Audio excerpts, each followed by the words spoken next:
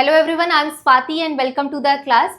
AI सीखना बहुत important है, एआई का नॉलेज होना बहुत इंपॉर्टेंट है। ये लाइन आपने भी बहुत बार सुनी होगी, लेकिन सिर्फ नॉलेज होना इंपॉर्टेंट नहीं है, सबसे ज्यादा इंपॉर्टेंट है एग्जीक्यूशन, क्योंकि आइडियाज की कोई कमी नहीं है, वैल्यू उन्हीं की है जो एग्जीक्यूशन कर पाता है।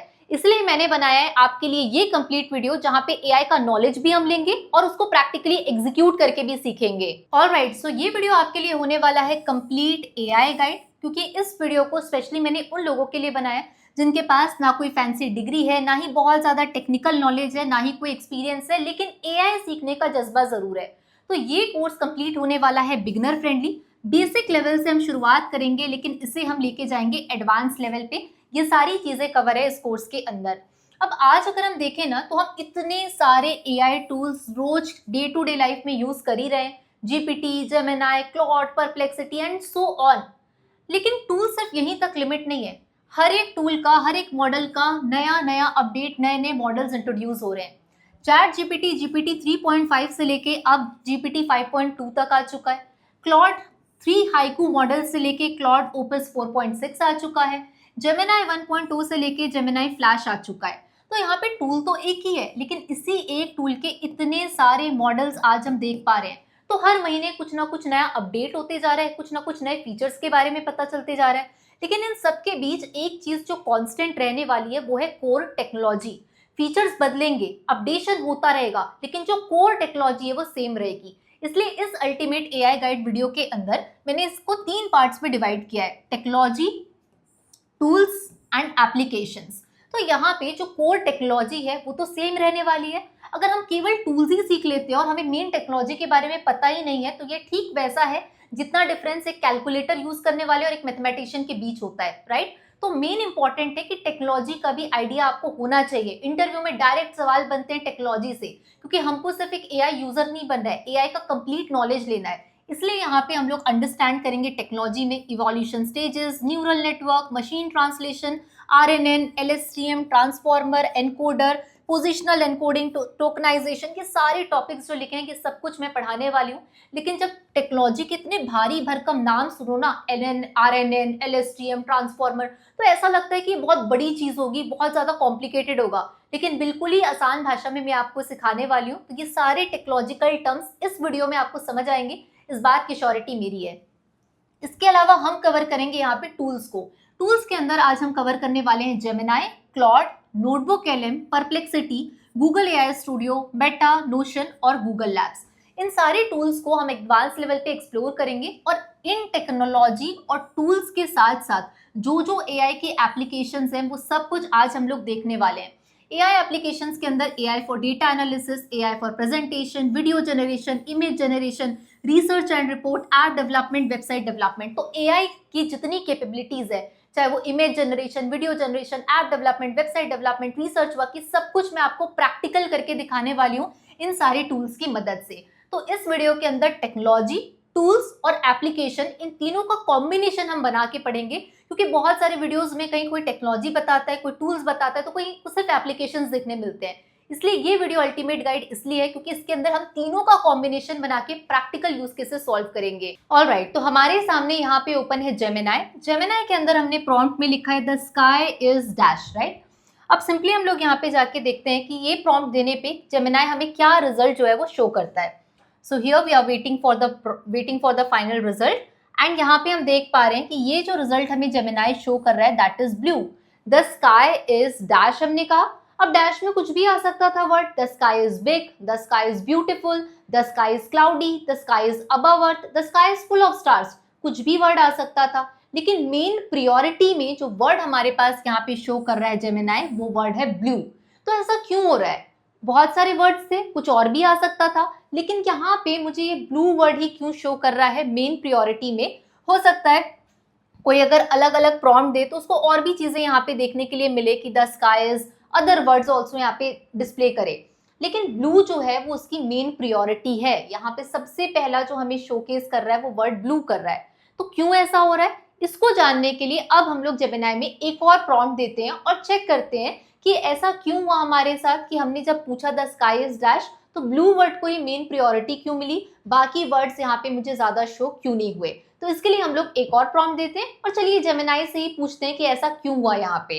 तो यहाँ पे अब हम दूसरा प्रॉम्प्ट देते हैं, why blue word appears here, what is the probability of word blue as compared to other words, explain as per technology behind this in LLM, कि यहाँ पे ब्लू वर्ड ही क्यों आया, इसके पीछे क्या प्रोबेबिलिटी है अदर वर्ड्स के कंपैरिजन में, और इसके पीछे क्या टेक्नोलॉजी है LLM की, यहाँ पे हम जानना चाहते हैं। ये सिंपली हम लोगों ने यहाँ पे प्रॉम्प्ट दिया है। अब इस प्रॉम्प्ट को देने के बाद फाइनली हम यहाँ वेट करते हैं कि क्या रिजल्ट हमें यहाँ पे देखने मिलने वाला है। तो यहाँ पे बता रहा है कि LLM क्या है, कोर मैकेनिक्स क्या यहाँ पे यूज हो रही है। तो यहाँ पे अगर हम फाइनल इसको नीचे जाके देखें तो यहाँ पे पूरी जो मैथमेटिक्स यूज हो रही है वो हमें दिखा रहा है। और फाइनली हम जानना चाहते थे कि ये जो वर्ड ब्लू है इसकी प्रोबेबिलिटी जो है 85 से 92% है, और बाकी के जो अदर वर्ड्स हैं जैसे द स्काई इज ब्लैक या the sky is falling, the sky is grey, इसकी प्रोबेबिलिटी जो है 3%, 1%, 0.5%। बाकी अगर हम दूसरे वर्ड्स को भी यहाँ पे देखें जैसे द स्काई इज क्लियर, इसकी प्रोबेबिलिटी 0.5% है, और अदर वर्ड्स की प्रोबेबिलिटी 0.01% से कम है। तो एट लास्ट यहाँ हो क्या रहा है, ऐसे वर्ड जिसकी प्रोबेबिलिटी सबसे ज्यादा है वही वर्ड हमको प्रायोरिटी में दिखाते हैं। ब्लू वर्ड की प्रोबेबिलिटी ज्यादा थी, इसलिए जैसे ही हमने पूछा द स्काई इज डैश, क्या वर्ड हमें दिखाया, ब्लू दिखाया। तो अब सबसे बड़ा क्वेश्चन यहाँ पे ये आता है कि भाई ये जो प्रोबेबिलिटी है ये डिसाइड कैसे होती है, ये प्रोबेबिलिटी काम कैसे करती है, इसके पीछे टेक्नोलॉजी कैसे काम करती है, ये सब कुछ हम लोग सीखने वाले हैं आज के इस वीडियो में। देखो जब भी हम लोग यहाँ पे कोई भी प्रॉम्प्ट देते हैं फटाफट हमारे पास देखो पूरा रिजल्ट जनरेट होके आ जाता है। तो ये रिजल्ट जनरेट कैसे होता है, इसके पीछे कैसे LLM के पीछे क्या टेक्नोलॉजी काम करती है, ये सब कुछ डिटेल में आपको सीखना है आज के इस वीडियो में, क्योंकि टूल चलाना तो हर कोई जानता है। अभी मैंने जेमिनाई यूज किया, मेरे को आंसर मिल गया, लेकिन ये काम कैसे करता है, यहाँ पे दूसरा वर्ड भी तो दिखा सकता था ना। लेकिन ब्लू की प्रोबेबिलिटी 85 to 90% है, कौन डिसाइड करता है कि 85 to 90% प्रोबेबिलिटी होगी, कैसे इसके पीछे टेक्नोलॉजी काम करती है और कितने फास्ट तरीके से काम करती है कि within few seconds answer मिल जाता है। ये सब कुछ आप सीखोगे आज के इस वीडियो के अंदर। ये पूरी बातें मैं आपको सिखाने वाली हूँ प्रैक्टिकल तरीके से, और वीडियो होने वाला है आज का बहुत इंटरेस्टिंग। तो चलिए आगे बढ़ते हैं। और इसके साथ ही नीचे डिस्क्रिप्शन बॉक्स पे जितनी भी चीजें मैं पढ़ाने वाली हूँ ये सबके नोट्स मैं आपको प्रोवाइड कर रही हूँ, जो कि आप फ्री में डाउनलोड कर सकते हैं। तो नीचे डिस्क्रिप्शन बॉक्स चेकआउट कर लीजिएगा और वहां पे जाके आप इस नोट्स को डाउनलोड कर सकते हैं। अब सबसे पहले अगर हम अपना क्लास आज की शुरू करें तो यहाँ पे इवोल्यूशन स्टेजेस ऑफ AI के बारे में हम जानेंगे। 2017 के पहले तक AI को एक फीचर की तरह देखा जाता था। फिर उसके बाद इंट्रोड्यूस होता है ट्रांसफॉर्मर। ये स्काई इज ब्लू, ब्लू क्यों दिखाया, वो उसके पीछे का जो रीजन है वो ट्रांसफॉर्मर के कारण ही है, और ट्रांसफॉर्मर को डिटेल में मैं अभी आपको समझाने वाली हूँ। तो 2017 के पहले AI को एक फीचर की तरह देखा जाता था। फिर उसके बाद आया ट्रांसफॉर्मर। ट्रांसफॉर्मर के आने के बाद AI एक प्लेटफॉर्म बन चुका है। और आज की तारीख में अगर हम सोचें कि AI आज की तारीख में क्या है, तो आज की तारीख में AI एक इंफ्रास्ट्रक्चर लेयर बन चुका है इंटरनेट का। इसको मैं और आसान भाषा में अगर आपको समझाऊं तो 1995 में जब इंटरनेट आया था ना, तो उसको भी एक एज अ फीचर की तरह ही लोग देखते थे। फिर जब 2005 में इंटरनेट के अंदर इंटरनेट एक प्लेटफॉर्म बनना तब शुरू हुआ जब Amazon, YouTube, Facebook जैसे प्लेटफॉर्म्स इसके ऊपर बिल्ड होना शुरू हुए। और आज की तारीख में अगर हम इंटरनेट को देखें तो आज ये इंफ्रास्ट्रक्चर है, कोई भी कंपनी इंटरनेट के बिना काम ही नहीं कर सकती। इंटरनेट कंपनीज की तो दूर की बात है, यहाँ पे एज अ हम ह्यूमन भी बिना इंटरनेट के हमारा एक दिन नहीं निकलता है। तो इंटरनेट जब इंट्रोड्यूस हुआ शुरुआत में तो फीचर था, फिर फेसबुक, इंस्टाग्राम ये सब इसके ऊपर डेवलप हुए तो वो एक प्लेटफॉर्म बना, और आज की तारीख में वो एक इंफ्रास्ट्रक्चर बन चुका है। तो AI भी इसी स्टेजेस में डिवाइड हुआ। AI जब पहले आया 2017 के पहले तो वो एक फीचर की तरह था। फिर उसके बाद AI एक प्लेटफॉर्म की तरह बना जब GPT और ये सारी चीजें आनी शुरू हुई, और आज की तारीख में AI एक इंफ्रास्ट्रक्चर लेयर बन चुका है जिसकी मदद से सारे ऑपरेशन आज AI के थ्रू हो पाते हैं। तो यहाँ पे आज के तारीख में अगर हम देखें तो 2017 में जब AI को एज अ फीचर की तरह आया था तो AI क्या काम कर सकता था, AI YouTube रिकमेंडेशन बताता था, फेस अनलॉक के फीचर्स आए, नेटफ्लिक्स सजेशन आया, स्पैम डिटेक्शन, गूगल ट्रांसलेट, केवल इतना ही काम कर पाता था। अगर कोई मेल आपके पास आया है वो स्पैम है या नहीं है इसको डिटेक्ट कर पा रहा है। नेटफ्लिक्स में हमारे पास रिकमेंडेशंस बता पा रहा है। अगर हम YouTube देख रहे हैं तो YouTube में अगर मैंने एक कॉमेडी वीडियो देख लिया तो अगला भी मेरे को कॉमेडी रिकमेंड करेगा। तो बेसिक एज अ फीचर की तरह 2017 तक AI को देखा जाता था, इतने ही बेसिक फीचर्स की तरह वो काम करता था। लेकिन उसके बाद जब ट्रांसफॉर्मर आया तो AI के साथ साथ एक प्लेटफॉर्म डेवलपमेंट इसके ऊपर शुरू हो गया, जहाँ पे chat GPT, mid journey, GitHub Copilot, Claude जैसे कई सारे फीचर्स यहाँ पे इंट्रोड्यूस हुए। अब हर एक फीचर की अलग अलग कैपेबिलिटीज है। आज image, video, audio, code generation से लेके सब कुछ ये एआई कर पाता है। तो अब एआई क्या बन चुका था? प्लेटफॉर्म बन चुका था। और आज के तारीख में अगर कोई पूछे तो आज एआई एक इंफ्रास्ट्रक्चर लेयर है इंटरनेट का। क्योंकि अगर जैसे इलेक्ट्रिसिटी ने जो काम किया, जो इंटरनेट ने किया, जो क्लाउड सर्वर्स ने किया, वही काम आज इंटरनेट के जैसा काम आज एआई कर पा रहा है। उसी लेवल की इंपॉर्टेंस आज एआई की है। तो यहाँ पे अगर हम देखें, आज एआई सर्च करना हो, मेल करना हो, कोडिंग करना हो, बैंकिंग, एजुकेशन, मूवीज, हर जगह एआई का इंट्रोडक्शन हमको देखने मिल रहा है।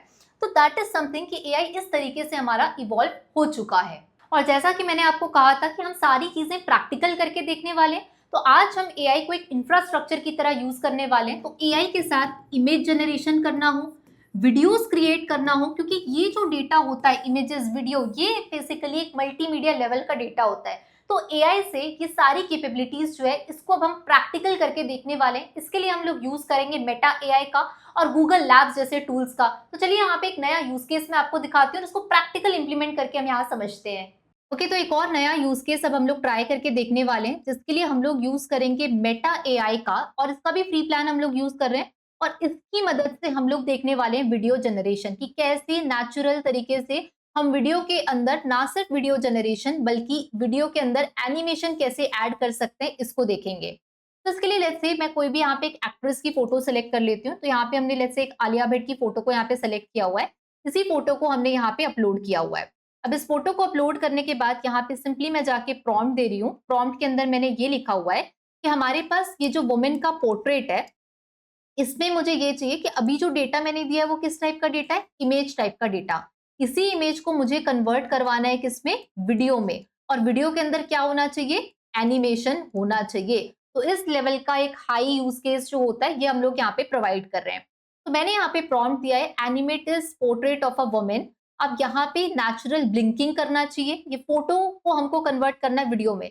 तो वीडियो के अंदर क्या क्या होना चाहिए? नेचुरल ब्लिंकिंग होना चाहिए, स्लाइट हेड का मूवमेंट होना चाहिए, जेंटल स्माइल होना चाहिए, सॉफ्ट लाइटिंग होना चाहिए और सिनेमैटिक मेरे को यहाँ पे स्टाइल चाहिए। तो सिंपली हम लोग यहाँ पे जाके प्रॉम्प्ट देते हैं और वेट करते हैं कि क्या यहाँ पे ये जो इमेज है वो वीडियो में बदलेगा। और अगर वीडियो में बदल भी गया तो जैसा मेरे को एनिमेशन चाहिए कि भाई आंखें बंद खुले हो, हेड का मेरे को मूवमेंट चाहिए और साथ साथ में मेरे को यहाँ पे प्रॉपरली एक स्माइल चाहिए इस पोर्ट्रेट के अंदर।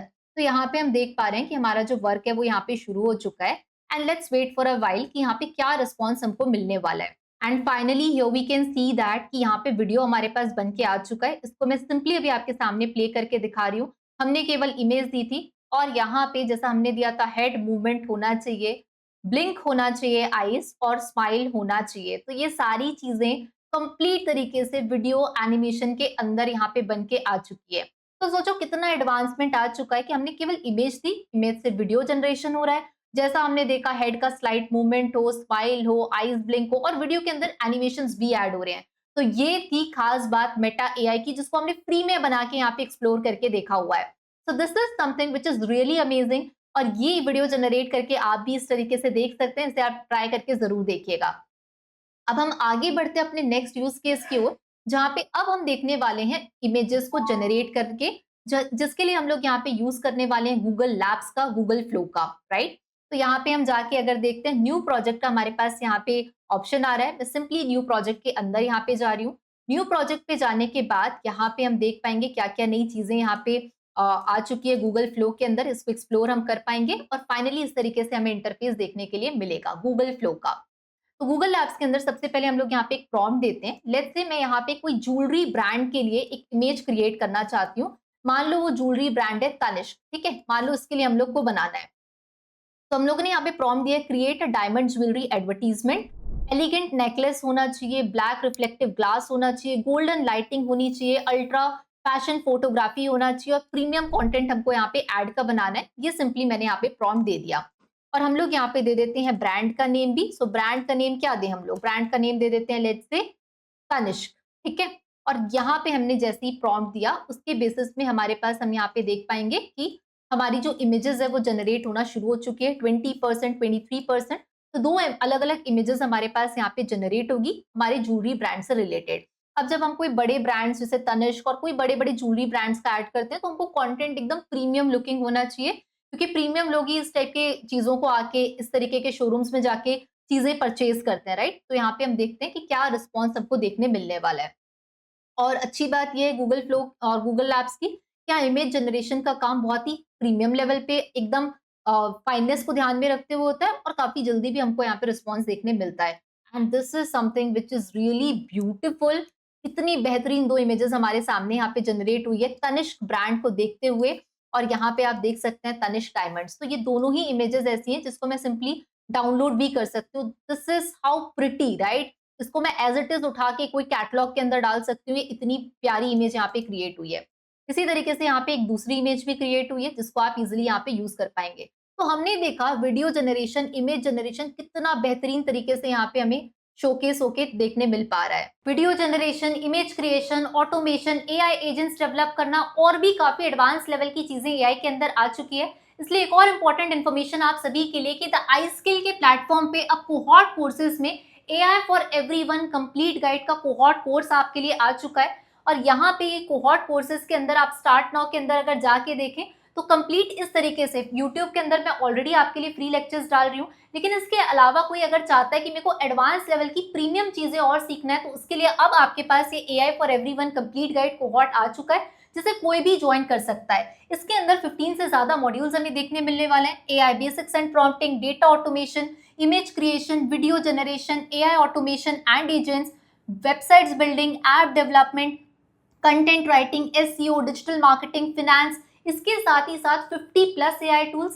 75 आवर्स प्लस का content, AI live marathon class के साथ अब आपके पास ये आ चुका है। अभी यहाँ पे आप देखेंगे तो काफी सारे लेक्चर्स आपको यहाँ पे लॉक दिखेंगे। अगर आप चाहते हैं इस कोहॉर्ट का पार्ट बनना और ये सारे लेक्चर्स को अनलॉक करना, तो यहाँ पे सिंपली अगर आप अनलॉक के अंदर जाते हैं तो ये पूरा का पूरा जो कोर्स है 15 मॉड्यूल्स एक साथ आपके लिए अनलॉक हो जाएंगे। और सबसे खास बात, ये जो कोर्स की फीस है 4999 है, लेकिन YouTube के लर्नर्स के लिए स्पेशल डिस्काउंट कूपन कोड्स यहाँ पे चल रहे हैं स्वाति 30 नाम से। जैसे ही आप इस कूपन कोड को अप्लाई करेंगे तो यहाँ पे आपके लिए फीस हो जाएगी 3499 रुपीज ओनली। तो कूपन कोड्स लिमिटेड है, ये कोहॉर्ट आपका शुरू हो चुका है, आप इसे ज्वाइन कर सकते हैं। तो इस कोहॉर्ट को ज्वाइन करने का लिंक मैंने नीचे डिस्क्रिप्शन बॉक्स पे आपके लिए प्रोवाइड किया हुआ है, जिसे आप जाके चेकआउट कर सकते हैं। एआई अब इंटरनेट का इंफ्रास्ट्रक्चर लेयर बन चुका है, और जब एआई की बात आती है तो एआई डेटा के बिना आपका कोई भी एआई मॉडल ट्रेन नहीं हो सकता है। तो डेटा सबसे ज्यादा इंपॉर्टेंट है, और आज की तारीख में हर दिन हम कितने टाइप का डेटा प्रोड्यूस कर रहे हैं। अगर आप कोई इमेज देख रहे हैं वो भी एक डेटा है, अगर आप कोई आवाज सुन रहे हैं वो भी डेटा है, अगर आप कोई वीडियो देख रहे हैं वो भी डेटा है, अगर आप कोई टेक्स्ट पढ़ रहे हैं वो भी डेटा है, अगर आप कोई नंबर देख रहे हैं वो भी डेटा है। तो आज के टाइम पे हर एक चीज हमारे पास जो है वो डेटा के फॉर्मेट में है। अब क्योंकि एआई इतना पावरफुल बन चुका है, एक इंफ्रास्ट्रक्चर लेयर की तरह बन चुका है कि वो अलग अलग टाइप के डेटा को प्रोसेस करने के लिए उसके पास सारी कैपेबिलिटीज आ चुकी है। तो अभी मैं आपको यहाँ पे लाइव एक एग्जांपल करके शोकेस दिखाने वाली हूँ, जिसके लिए हम 3 अलग अलग टाइप के डेटा यूज करने वाले हैं, जैसे स्ट्रक्चर्ड डेटा, अनस्ट्रक्चर्ड डेटा और इमेज डेटा। अब यहाँ पे स्ट्रक्चर्ड डेटा के लिए हम क्लॉड का यूज करेंगे, अनस्ट्रक्चर्ड डेटा से डील करने जेमिनाई का यूज करेंगे, और इमेज डेटा से डील करने नोटबुक एलएम का यूज करेंगे। तो स्ट्रक्चर अनस्ट्रक्चर्ड डेटा के बीच क्या डिफरेंस होता है, सबसे पहले मैं आपको ये सिखाती हूँ, ये समझाती हूँ एक रियल लाइफ डेटा को यहाँ पे इम्प्लीमेंट करवा के। और जितनी चीजें मैं आपको बताने वाली हूँ ये सब कुछ हम लोग प्रैक्टिकल करके देखने वाले हैं। तो पहले हम डिफरेंस समझते हैं स्ट्रक्चर्ड और अनस्ट्रक्चर्ड डेटा का, और एक एक डेटा का एनालिसिस हम लोग करेंगे इन तीनों अलग अलग प्लेटफॉर्म का यूज करके, Claude, Gemini and notebook LM. So let's just do that. Okay, तो अभी जो आप डेटा देख पा रहे हैं ये एक टेलीकॉम कंपनी का डेटा है जिसमें कस्टमर चर्न के बारे में डिटेल्स दी हुई है। अब ये डेटा स्ट्रक्चर्ड डेटा है। क्यों स्ट्रक्चर्ड डेटा है ये? क्योंकि यहाँ पे अगर हम जाके देखें सारे कॉलम्स को, तो यहाँ पे कस्टमर का नाम, उनका जेंडर, सीनियर सिटीजन है या नहीं, कोई पार्टनर है क्या, उनका टेन्योर कितना रहा है, फोन सर्विस उन्होंने कौन सी यूज की है, पेमेंट मेथड क्या रहा है, क्या वो कस्टमर चर्न हुआ है नहीं हुआ है, इस तरीके का यहाँ पे हमारे पास डेटा है। तो ये डेटा स्ट्रक्चर डेटा इसलिए कहलाता है क्योंकि जो जो पर्टिकुलर हमारे पास कॉलम्स हैं उनके अंदर सारा का सारा जो इंफॉर्मेशन है एक स्ट्रक्चर फॉर्मेट के अंदर यहाँ पे प्रोवाइडेड है। लेकिन अनस्ट्रक्चर्ड डेटा क्या होता है? अनस्ट्रक्चर्ड डेटा वो होता है जहां पे प्रॉपर चीजें मेंशन नहीं होती। जैसे अनस्ट्रक्चर्ड डेटा के एग्जांपल्स की अगर मैं बात करूं, तो अगर हम यूट्यूब के अंदर कमेंट्स करते हैं तो वो कमेंट कुछ भी हो सकता है, कोई भी आके कैसा भी कमेंट लिख सकता है, तो ये एक अनस्ट्रक्चर्ड डेटा हो गया। अगर हम लोग बात करें रिव्यूज की, हम Amazon और कितने सारे प्लेटफॉर्म्स यूज करते हैं, फ्लिपकार्ट, हर जगह जाके अगर कोई प्रोडक्ट हमें पसंद आता है, नहीं आता है, तो हम जाके रिव्यूज लिखते हैं। तो अब लेट्स से अगर मैं कोई यूट्यूब पे कमेंट लिख रही हूँ, मान लो इसी वीडियो के लिए मैं कोई कमेंट लिख रही हूँ, तो यूट्यूब का कमेंट कुछ लोग ऐसे भी लिख सकते हैं, वेरी नाइस, मान लो किसी ने ऐसे लिखा, ठीक है। अब कोई ये भी लिख सकता है VERYNICE, कैप्स में यहाँ पे लिख सकता है। तो हमेशा जो डेटा हम लोगों को यहाँ पे मिलेगा अनस्ट्रक्चर्ड डेटा है, चाहे वो कमेंट्स हो गया, रिव्यूज हो गया, तो ये सारे जो डेटा होते हैं कि अनस्ट्रक्चर्ड डेटा कहलाते हैं। तो ये जो डेटा आप देख पा रहे हैं हमारे पास, ये अनस्ट्रक्चर्ड डेटा है जिसमें कस्टमर्स ने क्या दिया है, प्रोडक्ट का रिव्यूज दिया है। तो अनस्ट्रक्चर ये इसलिए है क्योंकि यहाँ पे कोई फॉर्मेट नहीं है, हर कोई अलग अलग कमेंट, हर कोई अलग अलग रिव्यूज लिख सकता है, ये उसके ऊपर है वो जैसा लिखना चाहे। तो ये जो डेटा है इसका कोई फॉर्मेट तो हो नहीं सकता, हो सकता है कोई एक वर्ड में रिव्यू लिख दे और हो सकता है कोई 1000 वर्ड्स में रिव्यू लिख दे, तो इसका कोई स्ट्रक्चर नहीं है। इसीलिए इस तरीके के डेटा को अनस्ट्रक्चर्ड डेटा बोलते हैं। तो अभी जो डेटा एनालिसिस करके मैं आपको दिखाने वाली हूँ, पहले हम स्ट्रक्चर्ड डेटा को देखेंगे, उसके बाद अनस्ट्रक्चर्ड डेटा। क्योंकि देखो यार, अनस्ट्रक्चर्ड डेटा थोड़ा कॉम्प्लिकेटेड इसलिए हो जाता है क्योंकि यहाँ पे देखो, जैसे यहाँ पे अगर मैं हाईलाइट करके दिखाऊं तो ये किसी ने पूरा कैप्स में लिखा हुआ है, मतलब पूरा अपर केस में लिखा है, किसी ने लोअर केस में लिखा है, कोई इमोजी बना देता है, राइट। तो मैं कैसे उसका एनालिसिस करूंगी? तो अनस्ट्रक्चर्ड डेटा को भी अब एआई के पास इतना पावर आ चुका है। पहले बहुत अनस्ट्रक्चर्ड डेटा में अच्छा रिस्पॉन्स नहीं मिलता था इनिशियल टाइम पे, लेकिन अब अनस्ट्रक्चर्ड डेटा में भी एआई बहुत बेहतरीन काम कर रहा है और इसको मैं प्रैक्टिकल करके अभी दिखाती हूँ आपको। तो पहले एक काम करते हैं हम लोग, यहाँ पे क्लॉड का यूज करेंगे और इसके लिए प्रॉम्प्ट्स हमें यहाँ पे देना होगा, राइट। तो प्रॉम्प्ट्स के लिए यहाँ पे सिंपली मैंने ये पूरी की पूरी प्रॉम्प्ट की जो नोट्स है मेरी डिस्क्रिप्शन बॉक्स पे आपके लिए ऑलरेडी प्रोवाइड किया हुआ है, नोट्स प्रोवाइड किया हुआ है, इसको सिंपली आप लोग वहां से जाके डाउनलोड कर सकते हैं, राइट। तो यहाँ पे जो प्रॉम्प्ट मैंने लिखा है इसको हम यहाँ पे देखेंगे और सिंपली हम लोग यहाँ पे जाएंगे क्लॉड की ओर। अब क्लॉड पे जाने के बाद यहाँ पे जो प्रॉम्प्ट मैंने लिखा हुआ है, इस प्रॉम्प्ट को मैंने कॉपी किया है। अब इस प्रॉम्प्ट में क्या लिखा है पहले मैं ये आपको बताती हूँ। Act as a customer retention analyst, कि हमारे पास जो डेटा है वो कस्टमर के चर्न होने का डेटा है। चर्न मतलब कि कोई कस्टमर आया आपके प्लेटफॉर्म में, कोई सर्विसेज उसने यूज की, उसको कुछ टाइम अच्छा लगा तो उसने यूज किया और नहीं लगा तो आपका प्लेटफॉर्म छोड़ के चले गया। तो जब कस्टमर छोड़ के चला जाता है या जाने वाला होता है, उस सिचुएशन को हम लोग बोलते हैं कि कस्टमर चर्न हो रहा है, राइट। अब यहाँ पे हम बोल रहे हैं कि act as a retention analyst. Retention analyst मतलब कि जो कस्टमर्स हमारे प्लेटफॉर्म से, कोई बिजनेस नहीं चाहता ना कि भाई मेरे कस्टमर जो मेरे पास आए वो मेरे को छोड़ के चले जाएं, कोई नहीं चाहता। तो क्या कर रहा है वहां पे, कोई एक रिटेंशन एनालिस्ट की तरह काम करना है, ये बात हम क्लैरिफाई कर रहे हैं पहले क्लॉड को।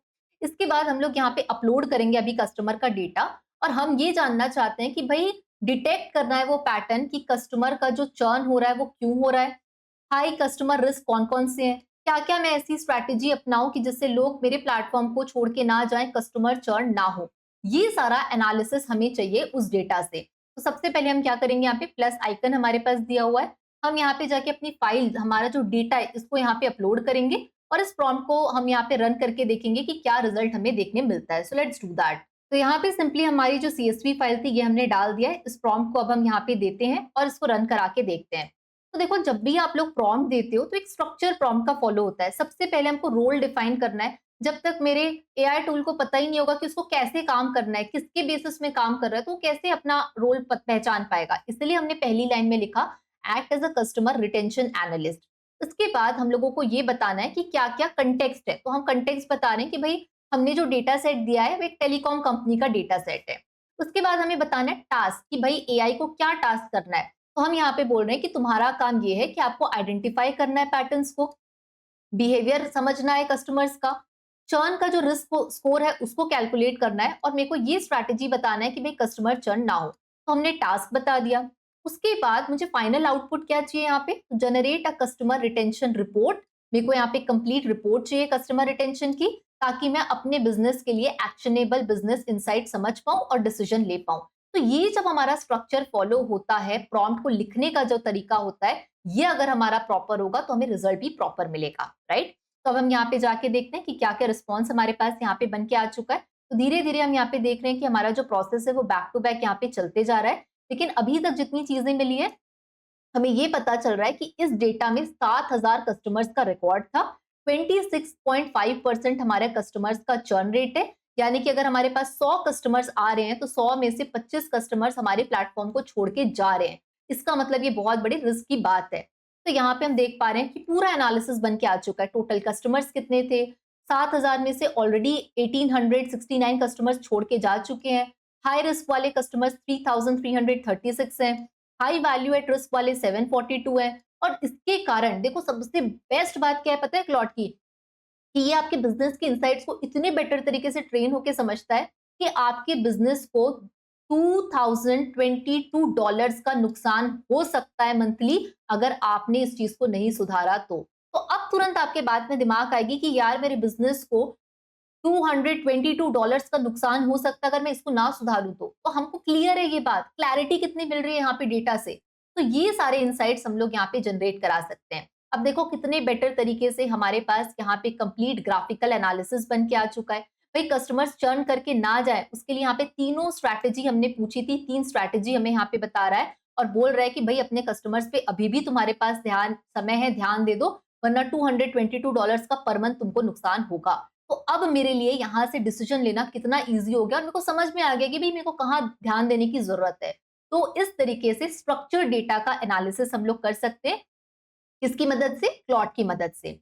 अब हमारे पास ये तो हमें स्ट्रक्चर डेटा समझ आ गया, चलो अब देखते हैं अनस्ट्रक्चर्ड डेटा को हम कैसे यहाँ पे काम करेंगे इसके साथ। तो सिंपली अनस्ट्रक्चर्ड डेटा के लिए हम लोग यहाँ पे जाके अपनी जो फाइल है इसको अपलोड कर रहे हैं। ये जो मैंने आपको दिखाया था कि रिव्यूज डले हुए हैं प्रोडक्ट के, इसी डेटा को हम लोग यहाँ पे जाके अपलोड कर रहे हैं जेमिनाई के अंदर, राइट। अब इसके बाद सिंपली हम लोगों को यहाँ पे जाके प्रॉम्प्ट देना है। तो प्रॉम्प्ट देने के लिए हम लोग यहाँ पे जा रहे हैं और यहाँ पे प्रॉम्प्ट आपके लिए ऑलरेडी मैंने लिख के दिया हुआ है। तो आपको जो नोट्स मैंने प्रोवाइड किया उसमें प्रॉम्प्ट आपके पास अवेलेबल है, तो उस प्रॉम्प्ट को आप चेक करिएगा। तो यहाँ पे हम लोगों ने प्रॉम्प्ट दिया। देखो सबसे पहले प्रॉम्प्ट में क्या देते हैं, रोल देते हैं, act as a NLP data analyst. अब मैं यहाँ पे एनएलपी क्यों बोल रही हूँ, क्योंकि भाई जितने भी रिव्यूज लिखे हैं वो ह्यूमन की आम भाषा में लिखे हैं, इसको कौन समझ पाएगा, एक एनएलपी एक्सपर्ट, यानी कि एनएलपी मतलब होता है natural language programming expert data analyst. तो ये हम लोगों ने बता दिया। अब हमने क्या लिखा है, पहला हमने रोल बता दिया, उसके बाद हम कॉन्टेक्स्ट दे रहे हैं, analyse the uploaded text data, जैसे ईमेल्स, रिव्यूज, चैट्स और डॉक्यूमेंट्स है, इसको हम लोगों को कॉन्टेक्स्ट हमने यहाँ पे प्रोवाइड कर दिया है। उसके बाद हम यहाँ पे बता रहे हैं टास्क, कि तुम्हारा टास्क यहाँ पे क्या क्या है, कि जितने भी यहाँ पे आपको रिव्यूज डले उसके आधार पे आपको कस्टमर का पेन पॉइंट क्या है ये समझना है, उनका सेंटिमेंट समझना है, उनके कन्वर्सेशन को कैटेगरी के हिसाब से डिवाइड करना है, क्योंकि अलग अलग कस्टमर अलग अलग प्रोडक्ट के लिए रिव्यू दिया है, हो सकता है किसी ने इलेक्ट्रॉनिक आइटम के लिए दिया हो सकता है किसी ने कोई ग्रोसरी आइटम के लिए दिया हो। तो ये काम हम करवाना चाहते हैं एआई से। इसके बाद फाइनली हम लोगों ने लास्ट में आउटपुट बोला है कि हमें एक स्ट्रक्चर्ड एनालिसिस जो है इसका प्रोवाइड करना है जो कि इजी टू अंडरस्टैंड हो। सिंपली अब हम लोग यहाँ पे जाके प्रॉम्प्ट देते हैं जेमिनाई के अंदर and let's wait for a while. So here we can see that कि यहाँ पे अब अनस्ट्रक्चर्ड डेटा का कैसे हमको एनालिसिस मिलता है, इसको हम लोग देखने वाले हैं। देखो जब ये डेटा एनालिसिस होगा ना तो यहाँ पे शो कोड का ऑप्शन आता है कि आपके बैकएंड में जो कोडिंग कर रहा है, आपका काम है कि भाई मेरे को तो जो मैंने पूछा है तुम डायरेक्ट मेरे को वो बता दो, लेकिन इसको बताने के लिए पीछे बैकएंड में आपके बिहाफ में जेमिनाई कोड कर रहा है। तो यहाँ पे कोड फाइल्स भी आप लोग जाके देख सकते हो कि वो क्या क्या कर रहा है, राइट। और अगर आप इसको हाइड करना चाहते हो तो हाइड भी कर सकते हो। तो अच्छी बात यह है कि क्या काम हो रहा है, कैसे कैसे कोडिंग हो रही है, सब कुछ आप देख सकते हो, सारा काम आपकी आंखों के सामने हो रहा है और फाइनल रिजल्ट आपके पास आता है कि जहां पे उस रिजल्ट को देख के आप निर्णय ले पाओ, आप अपना डिसीजन जो है वो बना पाओ, राइट। तो यहाँ तुम देख पा रहे होगे कोड, अगर मैं दिखाऊं कि देखो कैसे पाइथन यूज हो रहा है, पाइथन की काफी सारी यहाँ पे लाइब्रेरीज यूज हो रही है। अब पाइथन लाइब्रेरीज के अंदर एनएलपी का पूरा काम चल रहा है, जहाँ पे नमपाई, पैंडास जैसी कई सारी लाइब्रेरीज का यहाँ पे यूज हो रहा होगा हमारे इस आंसर को हम तक पहुंचाने के लिए। तो अभी यहाँ पे हम लोग इस कोड को हाइड करते हैं और यहाँ पे वेट करते हैं हमारे रिस्पॉन्स के शो होने का। अब यहाँ पे देखो हमारा रिस्पॉन्स शो होना शुरू हो चुका है, ग्राफ हमारे पास यहाँ पे बन के आ रहे हैं। अब हम लोगों को ये जो डेटा था, ये छोटा मोटा डेटा नहीं दिया था हमने, अच्छा खासा डेटा दिया था, 40,000 डेटा के रिकॉर्ड्स थे, 40,000 लोगों के रिव्यूज डले थे इसमें, और इतना बड़ा डेटा होने के बावजूद भी जेमिनाई सही काम कर रहा है। तो हम यहाँ पे देख पा रहे हैं कि जो हमारे रिव्यूज यहाँ पे डले हुए थे 40,000 रिव्यूज में, ओरिजिनल रिव्यू जो ह्यूमन ने डाला था वो 50% था, 20,000 था, और जो कंप्यूटर जनरेटेड रिव्यूज है वो इसमें 50% है। तो देखो अगर कोई रिव्यू डाल रहा है तो उसको भी देख के पता चल जा रहा है कि भाई आधा जो रिव्यू है केवल 50% लोगों ने खुद से रिव्यू लिखा है, बाकी 50% लोगों ने कोई एआई वीआई का यूज करके रिव्यू लिखा है, ये तक डिटेक्ट हो पा रहा है इसका एनालिसिस में। तो अब यहाँ पे हम लोग अगर जाके देखते हैं कि कितने कितने रिव्यूज कौन सी कैटेगरी को मिले हैं, तो किंडल स्टोर को सबसे ज्यादा रिव्यूज दिए गए हैं, फिर बुक्स में लोगों ने रिव्यूज दिए हैं, फिर पेट सप्लाईज में अलग अलग यहाँ पे हर कैटेगरी का रिव्यू है। सबसे कम रिव्यूज किसमें दिए हैं लोगों ने? मूवीज एंड टीवी में। तो अलग अलग कैटेगरी के हिसाब से कितने रिव्यूज आपको मिले हैं वो भी आपको यहाँ पे आइडिया पता चल पा रहा है। इसके बाद अगर हम जाके देखें सेंटिमेंट एनालिसिस अगर हम लोग करें यहाँ पे, तो 5 स्टार रेटिंग मतलब 60% रिव्यूज जो है वो पॉजिटिव हैं, 4 स्टार रेटिंग मिली है 19% रिव्यूज को, और केवल 5.3% ऐसे रिव्यूज हैं जहाँ पे कस्टमर का जो सेंटिमेंट है वो थोड़ा सा नेगेटिव है, 1 स्टार रेटिंग उन्होंने यहाँ पे जाके दी है। तो इस तरीके से यहाँ पे हम लोग जाके देख सकते हैं कि भाई क्या क्या प्रॉब्लम जो रिव्यू लिखा है उसमें वो क्या क्या प्रॉब्लम फेस कर रहा है। तो बहुत लोग लिख रहे हैं कि पैसा वेस्ट है, जो प्रोडक्ट ले रहे हैं वो चल नहीं रहा है, कस्टमर सर्विस अच्छी नहीं है, बहुत रफ है, ये सारे पेन पॉइंट्स हैं। और ओवरऑल यहाँ पे जाके आप देख सकते हैं सिंथेटिक रिव्यूज के यहाँ पे पूरे के पूरे आपके पास एनालिसिस बन के आ चुका है कि एवरेज वर्ड काउंट कितना है, कितने यहाँ पे एक्शनेबल इनसाइट्स हैं, पूरा डिटेल एनालिसिस मेरे सामने आ चुका है। तो this is something which is really amazing, और यहाँ पे आपका कंप्लीट नेचुरल लैंग्वेज डिटेक्शन हो पा रहा है। तो स्ट्रक्चर्ड और अनस्ट्रक्चर्ड डेटा तो हमने देख लिया कैसे काम करता है। अब हम लोग देखने वाले हैं एक और नई तरीके का डेटा जो कि है इमेज डेटा। अब मैं सिखाती हूँ आपको कि भाई अगर आपके पास देखो, जब कोई प्रोडक्ट हमारे घर में आता है तो टूटा फूटा भी आता है, कई बार अच्छा आता है। तो ये जितने भी हमारे पास ऐसे प्रोडक्ट हैं, डिफेक्टिव प्रोडक्ट की फोटो है। अब मैं बैठ के यार मेरे पास इतने सारे प्रोडक्ट की इमेजेस है, मान लो 10,000 प्रोडक्ट की इमेजेस है, तो मैं बैठ के एक एक प्रोडक्ट की फोटो खोल खोल के तो नहीं देखूंगी कि किसको डिफेक्टिव गया है, किसको सही गया है। मेरे को ये पता लगाना है कि मेरे पास अगर बहुत सारे प्रोडक्ट्स हैं तो एआई अपने आप मेरे को ये डिटेक्ट करके बता दे, केवल वो सारी फोटोज को देखे और फोटो देखने के बाद मेरे को अपने आप बता दे कि स्वाति इसमें से 10,000 प्रोजेक्ट्स में से जो फोटोज है 5,000 प्रोडक्ट्स जो है तुम्हारे ये डिफेक्टिव है और 5,000 प्रोडक्ट्स तुम्हारे सही है। तो मेरे को इतना काम करने का, लोड लेने का अपने ऊपर जरूरत नहीं, ये पूरा काम मेरा एआई करेगा। और अभी मैं इसका एक प्रैक्टिकल करके आपको दिखाने वाली हूँ। तो चलिए हम लोग मूव करते हैं नोटबुक एलएम की ओर। सो ये नोटबुक एलएम हमारे सामने ओपन हो चुका है। जितने भी प्लान्स हम यहाँ पे यूज करेंगे फ्री प्लान्स के अंदर ही सब हम करके देखने वाले हैं। तो नोटबुक एलएम को मैं ओपन कर लेती हूँ। कुछ इस तरीके से हमें इसका इंटरफेस देखने मिलने वाला है। लेकिन इसके पहले सबसे पहले मैं आपको यहाँ पे अगर दिखाऊं इमेजेस, तो यहाँ पे हमारे पास इमेजेस दी हुई है, अलग अलग डिस्क यहाँ पे बने हुए हैं। अब इस डिस्क में से मैं कैसे पहचानूं कि भाई कौन सा डिफेक्टिव है, कौन सा ओके है? तो मैं चाहती हूँ कि ये पूरा इमेजेस का तक एनालिसिस मेरे को करके दे दे कौन? Notebook LM. इसको अभी हम लोग यहाँ पे इंप्लीमेंट करके देखने वाले हैं। तो नोटबुक एलएम हमारे सामने ओपन हो चुका है। यहाँ पे सबसे पहले हमारे पास ऑप्शन आता है एड सोर्सेज का। तो हम लोग यहाँ पे जाके जितनी भी इमेजेस हैं यहाँ पे हमारे सोर्सेस, इसको हम लोग जाके अपलोड कर देते हैं। तो सिंपली हम लोग यहाँ पे जाके अपलोड फाइल्स करेंगे और जितनी इमेजेस मैंने आपको दिखाई है ये सारी मैं अपलोड कर देती हूँ। तो यहाँ पे हम लोग सिंपली जाते हैं इमेजेस के अंदर, ये सारी इमेजेस हमारे पास है और इन सारी इमेजेस को मैं यहाँ पे अपलोड कर देती हूँ। तो हम यहाँ पे देख पा रहे हैं कि जैसे मैंने यहाँ पे इमेजेस डाली है तो यहाँ पे ये सारी इमेजेस लोड होना शुरू हो चुकी है। जब तक ये सारी इमेजेस यहाँ पे लोड हो रही है तब तक मैं आपको यहाँ पे प्रॉम्प्ट दिखा देती हूँ। तो मैंने यहाँ पे एक प्रॉम्प्ट लिखा हुआ है, प्रॉम्प्ट में आपको समझा देती हूँ। Act as an industrial quality inspection analyst. अब इमेजेस अच्छी है या डिफेक्टिव है ये कौन बताता है? कंपनीज में एक इंस्पेक्शन एनालिस्ट बताता है। तो हमने सबसे पहले यहाँ पे रोल डिफाइन किया, एक्ट करना है आपको एक इंस्पेक्शन एनालिस्ट की तरह। उसके बाद हम लोग यहाँ पे कंटेक्स्ट बता रहे हैं कि भाई हम जो अपलोड किए हैं कास्टिंग प्रोडक्ट की इमेजेस वो आपको एनालाइज करनी है। तो कॉन्टेक्स्ट यहाँ पे जाके क्लियर हो गया। फिर हम टास्क बता रहे हैं कि आपका टास्क क्या क्या है। आपको यहाँ पे सबसे पहले क्या करना है? आइडेंटिफाई करना है कि कितने डिफेक्टिव प्रोडक्ट्स हैं और कितने बेटर प्रोडक्ट्स हैं। फिर आपको आइडेंटिफाई करना है कि भाई डिफेक्टिव अगर हुआ है तो मैन्युफैक्चरिंग का क्या क्या क्वालिटी इशू है। आपको एक विजुअल एनालिसिस की जो समरी है वो प्रोवाइड करना है ताकि नेक्स्ट टाइम कोई प्रोडक्ट डिफेक्टिव ना पहुंचे, उसके लिए हम लोग क्या कर पाए, उसके लिए हम लोग ध्यान रख पाए। और फाइनली आउटपुट में ये सारी चीजों का मुझे आंसर चाहिए। तो एक स्ट्रक्चर फॉर्मेट में मैंने प्रॉम्प्ट दे दिया। अब यहाँ पे जाके देखूंगी तो सारी मेरी जितनी इमेजेस मैंने दी है ये सारी इमेजेस यहाँ पे मेरी आ चुकी है, राइट। अब इसके बाद इस प्रॉम्प्ट को हम लोग यहाँ पे देखते हैं और देखते हैं नोटबुक एलएम हमें क्या रिस्पॉन्स यहाँ पे प्रोवाइड करता है। तो we are waiting for the result here, और थोड़ी ही देर में हम यहाँ पे देख पाएंगे कि क्या रिस्पॉन्स हमें मिल रहा है। इसके साथ साथ नोटबुक एलएम की और खास बात ये होती है कि अगर मेरे को इसी के बेसिस में एक अगर रिपोर्ट जनरेट करवानी है, फ्लैश कार्ड जनरेट कराना है, इन्फोग्राफिक जनरेट करवाना है, तो सब चीज मैं यहाँ से करवा सकती हूँ। तो यहाँ पे मैं क्या कर रही हूँ, ये मेरे को रिजल्ट तो यहाँ पे दे रहा है नोटबुक एलएम, इसके साथ साथ मैं चाहती हूँ कि यहाँ पे मेरे पास एक क्या हो जाए, रिपोर्ट भी जनरेट हो जाए।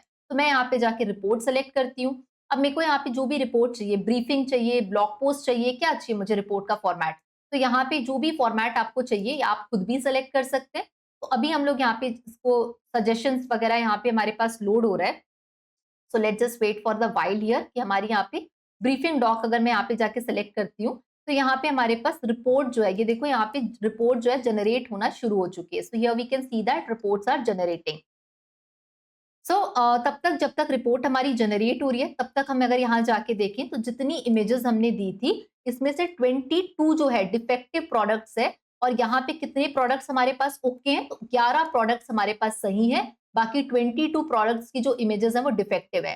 तो अब मेरे को जरूरत ही नहीं पड़ी एक एक फोटो देखने की, एआई ने अपने आप एनालिसिस करके इमेज तक का डेटा, सोचो इमेज को समझना कितना मुश्किल होता है, कई बार हम ह्यूमंस धोखा खा जाते हैं, लेकिन यहाँ पे एआई के अंदर धीरे धीरे अब इस लेवल की कैपेबिलिटी आ चुकी है कि वो इमेजेस को भी बहुत अच्छे से समझने लगा है। तो 22 प्रोडक्ट की फोटो डिफेक्टिव थी और 11 जो थी वो सही थी। इसको मैंने क्रॉस चेक भी किया हुआ है और ये बिल्कुल सही डेटा यहाँ पे नोटबुक एलएम हमें दिखा रहा है।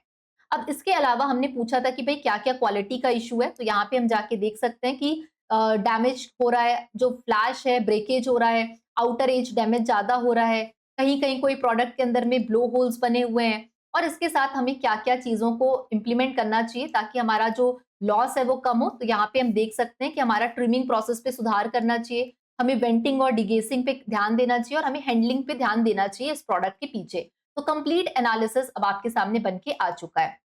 और साथ के साथ देखो हमने यहाँ पे जनरेट करवाया था रिपोर्ट, तो अगर मैं यहाँ पे आपको ये रिपोर्ट भी दिखाऊं तो ये पूरी रिपोर्ट जो है हमारे पास यहाँ जनरेट हो चुकी है। देखो यहाँ पे पूरी रिपोर्ट बन के आ चुकी है, ब्रीफ पूरा डॉक्यूमेंट, और ये रिपोर्ट यहाँ पे जनरेट होके आ चुका है। ये सारी चीजें हमारे पास एक रिपोर्ट फॉर्मेट के डेटा में भी बन के आ चुकी है।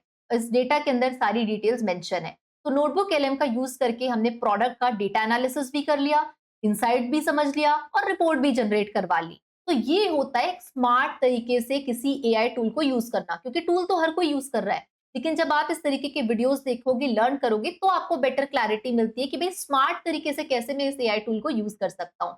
तो इस तरीके से कंप्लीट डेटा एनालिसिस हमने देखा, स्ट्रक्चर्ड डेटा, अनस्ट्रक्चर्ड डेटा और साथ में इमेज डेटा, जिसके लिए हमने क्लॉड, जेमिनी और नोटबुक एलएम का यूज किया। तो अभी हमने जो यूज केस देखा वो तो इंटरेस्टिंग था ही, लेकिन इसके साथ ही अगर आप चाहते हैं कि और डिटेल में हम जाके data automation, agents, workflows automation, image generation, video creation, app development, website building, इन सबको और एडवांस लेवल में सीखना चाहते हैं, तो उसके लिए और भी ज्यादा लेक्चर्स जो हैं, डिटेल जो इसका करिकुलम है, ये सब कुछ मैंने इन लेक्चर्स के अंदर डाल रखा है, जो कि कोहॉर्ट का पार्ट है, जो कि और एडवांस लेवल की चीजें हम यहाँ पे सीखने वाले हैं। तो ये टोटल 120 डेज का कोहॉर्ट होने वाला है। इसके बारे में और इन्फॉर्मेशन अगर आपको चाहिए तो नीचे डिस्क्रिप्शन बॉक्स आप चेकआउट कर सकते हैं। चलिए हम वापस चलते हैं अपने टॉपिक की ओर। तो प्रैक्टिकल कॉन्सेप्ट्स तो हमने देखे, और भी प्रैक्टिकल कॉन्सेप्ट्स हम कवर करेंगे, लेकिन अब हम यहाँ पे अंडरस्टैंड करना शुरू करते हैं कि जितने भी प्रैक्टिकल एप्लीकेशंस हमने देखे उसके पीछे मेन कोर टेक्नोलॉजिकल कॉन्सेप्ट्स क्या यूज होते हैं। तो देखो यार, जब एआई बनना शुरू हुआ था ना, तब ऐसे एकदम डिसाइडेड नहीं था कि हाँ आज जिस लेवल का एआई हम यूज कर रहे हैं उसी लेवल का एआई बनाना है। धीरे धीरे धीरे डेवलपमेंट हुए और आज हम एआई एजेंट्स, ऑटोमेशन ये सब बिल्ड कर पा रहे हैं। लेकिन इसकी शुरुआत एआई बनाना है इसलिए नहीं हुई थी। इसकी शुरुआत जो हुई थी, जो मेन प्रॉब्लम उस समय सॉल्व करना था लोगों को, वो था ट्रांसलेशन का प्रॉब्लम। तो मशीन जो है ट्रांसलेशन बेटर अंडरस्टैंड करे, उसके लिए यहाँ पे काम शुरू हुआ था। जो फॉर एग्जाम्पल, जैसे मुझे कोई वर्ड को इंग्लिश से फ्रेंच में कन्वर्ट करना है, ट्रांसलेशन करना है, या मेरे को कोई वर्ड को इंग्लिश से हिंदी में ट्रांसलेट करना है, तो मेन सबसे बड़ी दिक्कत क्या थी पता है? वर्ड बाय वर्ड ट्रांसलेशन होता था। जैसे फॉर एग्जाम्पल, यहाँ पे कोई एक वर्ड है लिखा हुआ है हिंदी में कोई, और उसको मेरे को इंग्लिश में कन्वर्ट करना है, हिंदी से इंग्लिश ट्रांसलेशन करना है। तो हिंदी का यहाँ पे सेंटेंस होता है, दिमाग का दही मत करो, फॉर एग्जाम्पल, राइट? तो उसको अगर हम लोग इंग्लिश में as it is word by word अगर कन्वर्ट करते हैं, don't make yogurt of my brain, क्या ये कोई सेंसिबल साउंड कर रहा है? No, right? इंग्लिश का क्या कभी हम कोई सेंटेंस ऐसा बोलते हैं किसी को, don't make yogurt of my brain? नहीं बोलते हैं ना। तो प्रॉब्लम यही थी कि जब वर्ड बाय वर्ड ट्रांसलेशन होता था तो एआई जो मेन कॉन्टेक्स्ट होता था उसको नहीं समझ पाता था, क्योंकि इसके अंदर इतनी कैपेबिलिटी है ही नहीं कि वो समझ पाए कि ये सही है कि गलत। उसका तो काम ही था वर्ड को, एक एक वर्ड को ट्रांसलेट करना, वो कर दिया, बात खत्म। इसी प्रॉब्लम को सॉल्व करना था कि यहाँ पे सिर्फ वर्ड बाय वर्ड ट्रांसलेशन ना हो, ऐसा सिस्टम हो जो कि क्या समझे, कॉन्टेक्स्ट को समझे। जैसे अनदर एग्जाम्पल, तुमने मेरी नाक कटवा दी, हम हिंदी में बोलते हैं, इसी को अगर मैं इंग्लिश में ट्रांसलेट करूं, तुमने मतलब यू, मेरी मतलब माय, नाक मतलब नोज, कटवा दी मतलब गॉट कट। तो you my knows got cut, क्या ये सेंसिबल साउंड कर रहा है? नहीं।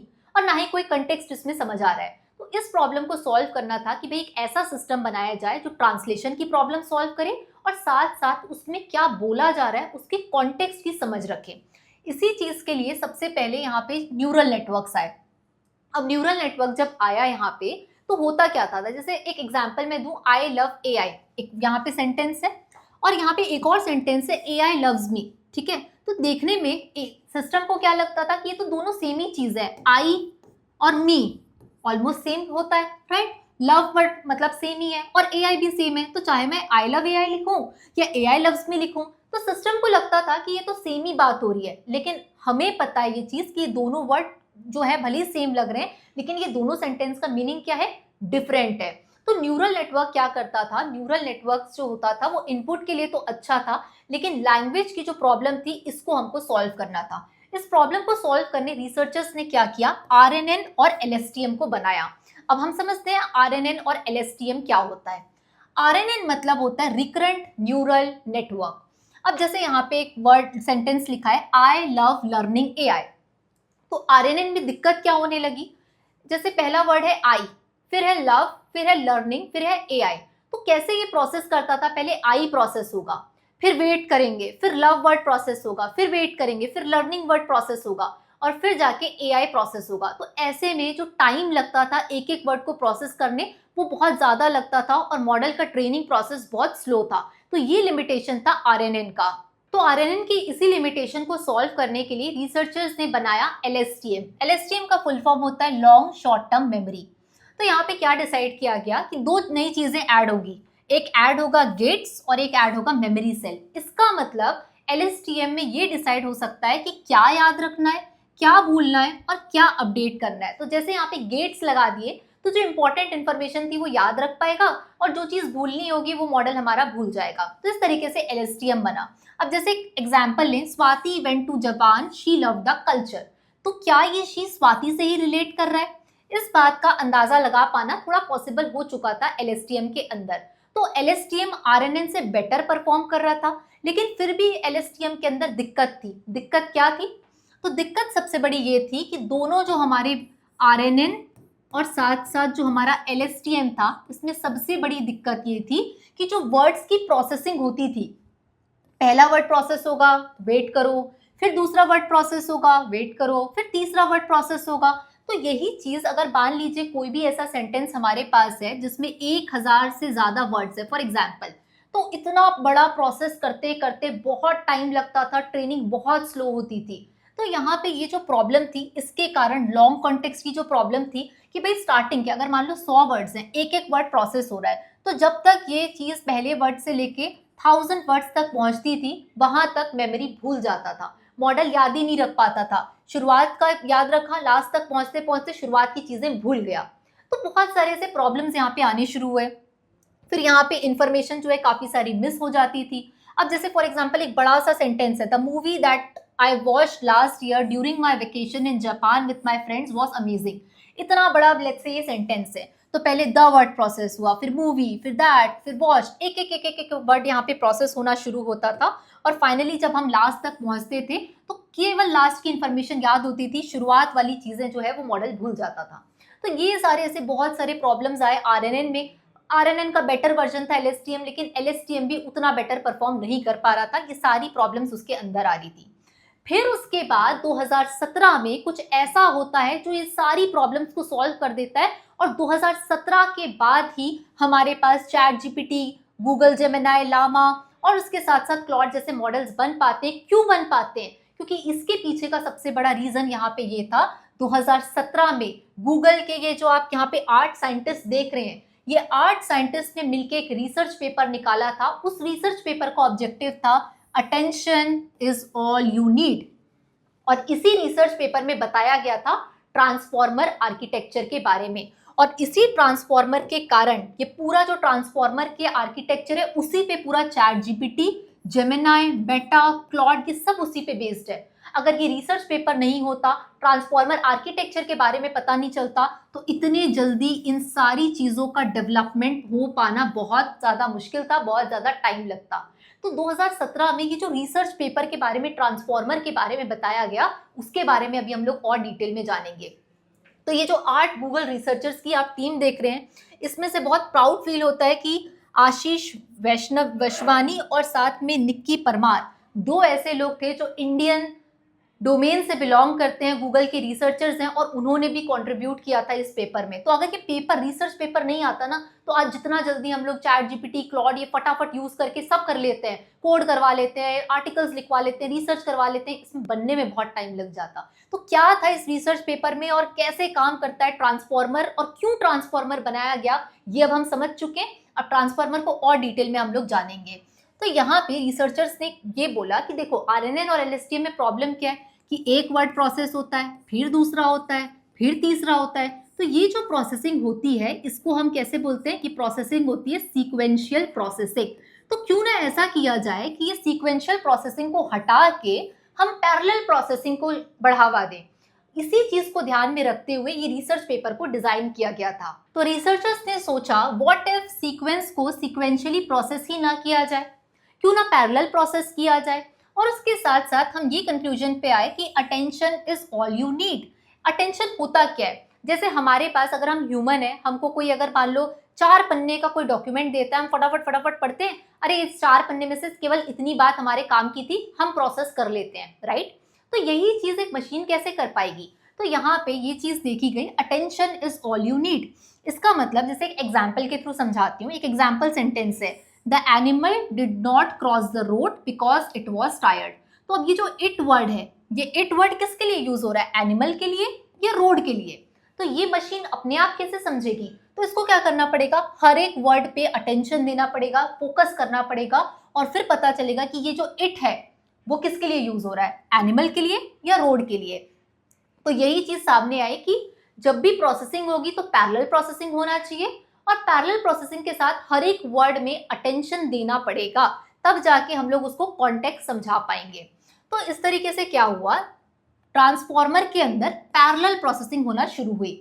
तो यहाँ पे पैरेलल प्रोसेसिंग में जैसे एक सेंटेंस है, the cat sat on the mat, ठीक है, ये एक सेंटेंस है।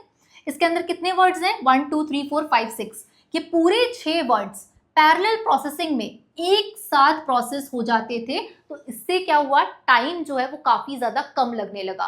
क्योंकि पहले होता था आरएनएन के अंदर एक एक वर्ड लेगा, पहले द लेगा, फिर कैट लेगा, फिर सैट लेगा, अब ऐसा कुछ है ही नहीं।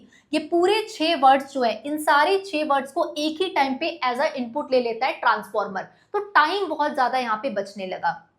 तो फिर हुआ क्या, बेसिकली अगर सेंटेंस में 100 या 1000 वर्ड का भी कोई सेंटेंस हो, तो कैलकुलेशन का टाइम लगभग उतना ही लगेगा जितना एक वर्ड को प्रोसेस करने के लिए लगता है।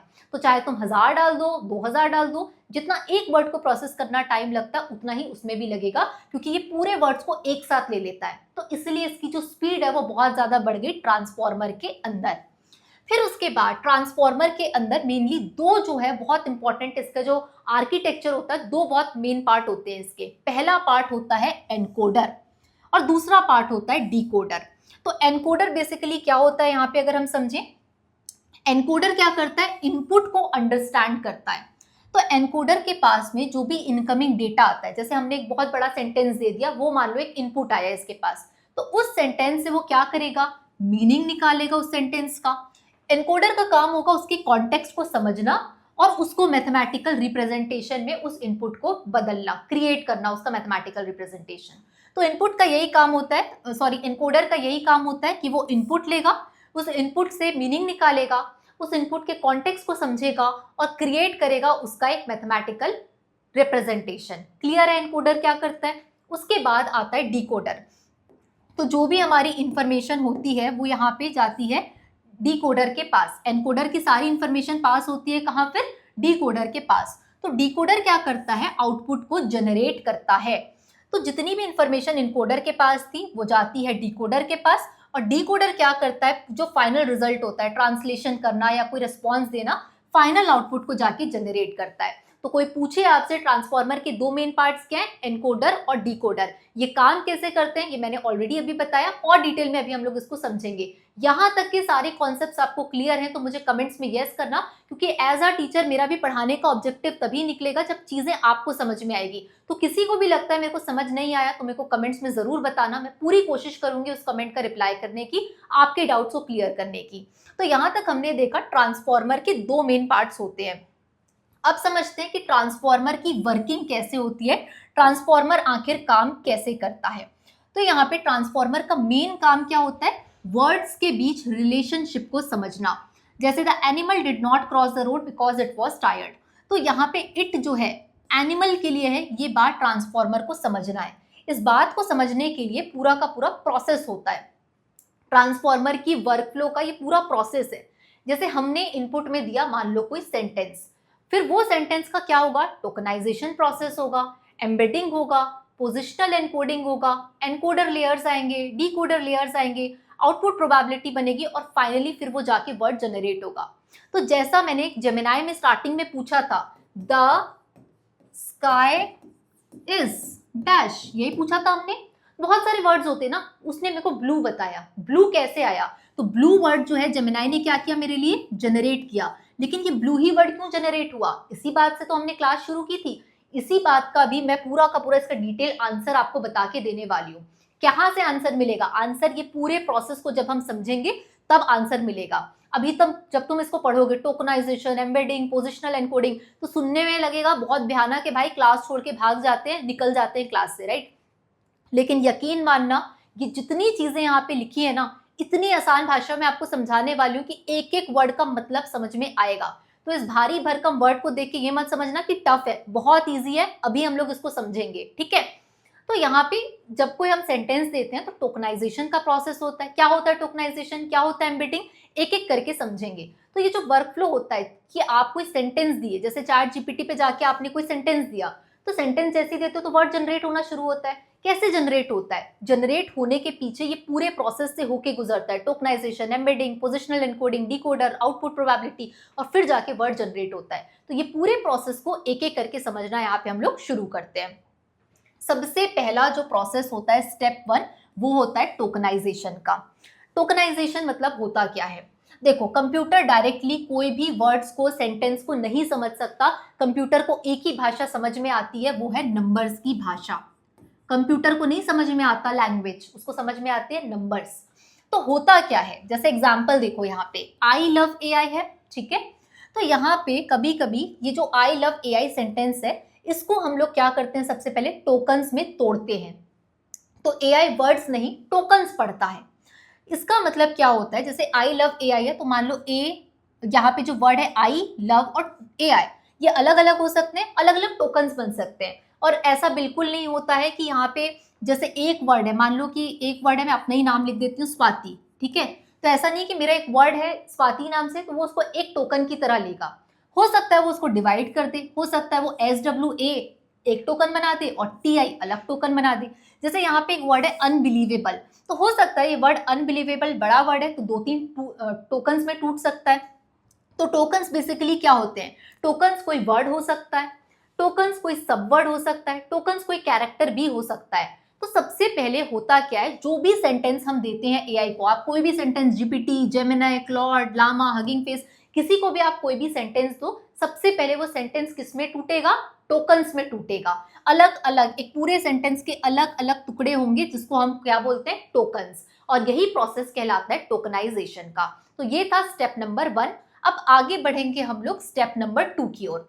स्टेप नंबर 2 होता है एम्बेडिंग्स। अब समझते हैं कि एम्बेडिंग क्या होता है।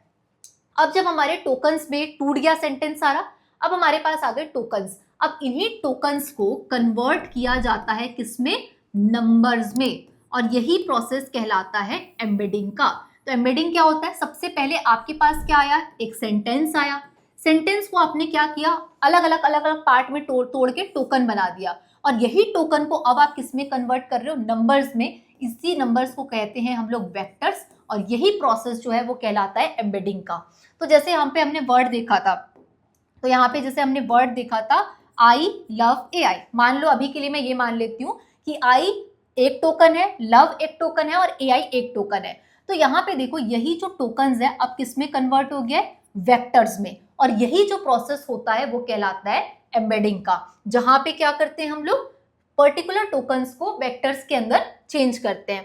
तो एम्बेडिंग सिर्फ रैंडम नंबर्स नहीं होता, इसके अंदर प्रॉपर जो मीनिंग होता है वो कैप्चर होता है। अब ये अगर तुमको देख के लग रहा है कि यार ये तो कुछ भी जैसे आई है तो कुछ भी यहाँ पे हम लोग क्या डाल दिए, नंबर्स डाल दिए, ये नंबर कुछ भी नहीं है, ये नंबर कंटेक्स्ट को समझता है। जैसे मान लो दो मेरे पास वर्ड है, एक वर्ड है मेरे पास लिखा हुआ किंग और दूसरा वर्ड है मेरे पास लिखा हुआ क्वीन। तो इन दोनों के जो वेक्टर्स होंगे ना, इन दोनों के जो नंबर्स होंगे ना, वो आपस में कई हद तक सिमिलर होंगे, क्योंकि किंग और क्वीन कितना रिलेटेबल वर्ड है, राइट। जैसे मैं दो फ्रूट्स की बात करूं, राइट, तो वो उसके जो वेक्टर्स हैं आपस में बहुत सिमिलर होंगे, उनके बीच का ये जो नंबर्स है ना वो काफी सिमिलर होगा।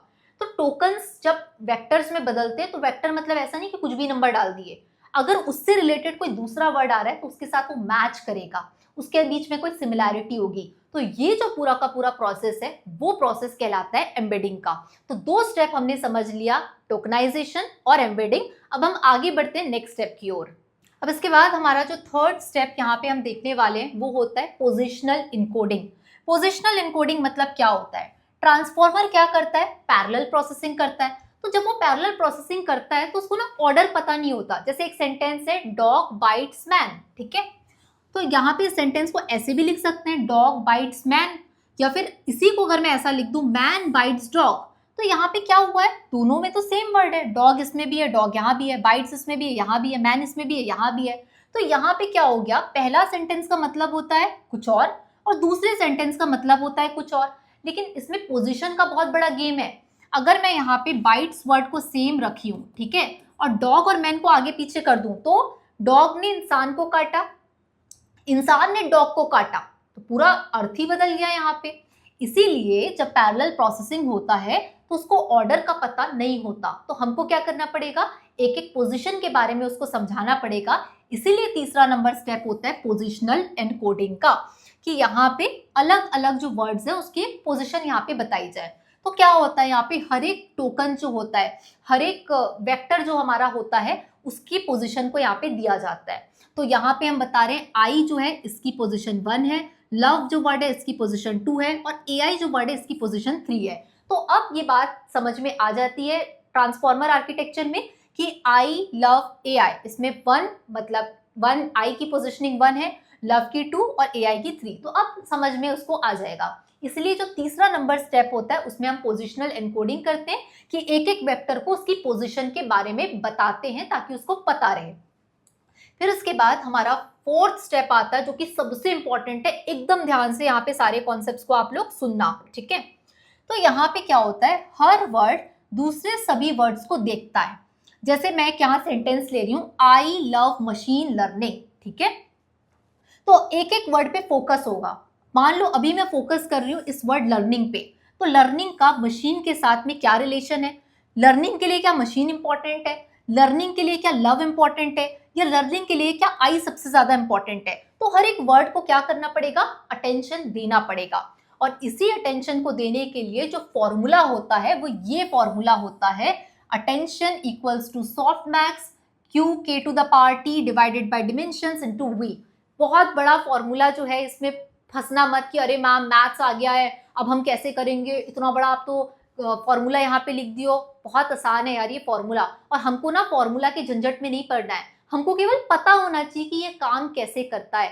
जानना है ना कि ब्लू वर्ड ही क्यों दिखाया, तो वो अभी पता चलने वाला है तुम्हें इसी फॉर्मूला के थ्रू। तो हम यहाँ पे बहुत ज्यादा फॉर्मूला के अंदर कैलकुलेशंस में आपको दिखाऊंगी, समझाऊंगी, लेकिन इसको रटना है क्या मैम मेरे को, इस पर्टिकुलर फॉर्मूला को तो नहीं रटना है, क्योंकि हम लोग बचपन से यही करते आए कि हमको फॉर्मूला रटा देते थे, हमको आज तक नहीं पता a+b का होल स्क्वायर कहाँ रियल लाइफ में यूज होता है।